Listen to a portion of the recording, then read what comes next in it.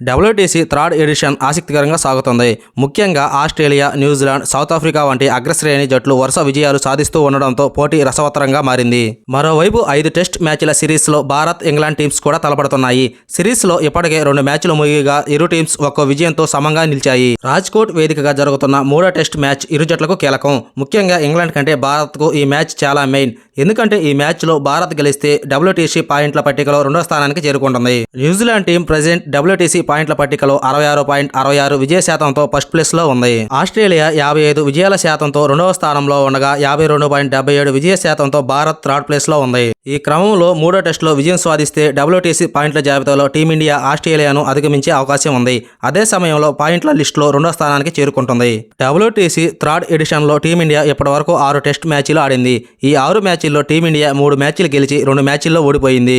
ఒక మ్యాచ్ డ్రాతో ముగిసింది. India team present స్వదేశంలో ఇంగ్లాండ్తో 5 మ్యాచ్ల టెస్ట్ సిరీస్ ఆడుతోంది. ఈ సిరీస్లో తొలి మ్యాచ్లో ఇంగ్లాండ్ విజయం సాధించింది. 2వ మ్యాచ్లో టీమిండియా విజయం సాధించింది.